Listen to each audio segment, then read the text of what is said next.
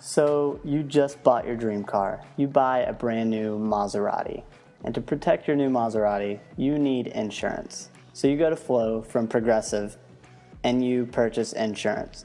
This financially protects your new Maserati in case you get into a crash. And this is the exact same concept as options. Now, instead of a car enthusiast, let's say you're an investor and you just bought $12,500 worth of Apple stock. That's $12,500 in risk. Now, just like the Maserati, you can buy insurance on your investment. This is called a put option. So, if you buy an option, then someone had to have sold it to you. But who? The answer is any other trader who is willing to be paid to take on your risk, just like an insurance provider. That's the basic idea of options. An investor has risk, but he's willing to pay someone to take away his risk. And the person who gets paid now assumes his risk. Now let's look at a real example.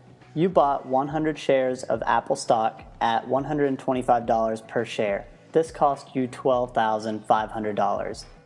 And you also buy a put option as insurance for, let's say, $500. Now, I'm going to give you two different scenarios. In the first scenario, after you own the stock and the option, the stock ends up going to $132 per share. So you made $700 on the stock, but you paid $500 for an option that now has no value to you. So your net profit is $200. Now, you might be saying, what a ripoff, and the person who sold you the option is saying, thanks for the easy money. But let's look at a different scenario.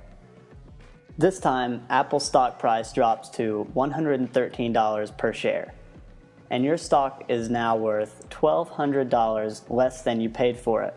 But thankfully, you bought this option as insurance.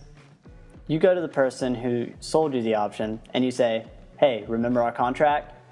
You can exercise your option you bought, and even though Apple is at $113, you can immediately sell your shares at $125 per share. So now your only loss is the money you paid for the option, which is $500, much better than the $1,200 loss you would have had if you did not purchase the option. Now, the person who sold you the option was obligated to buy your stock from you at $125 per share.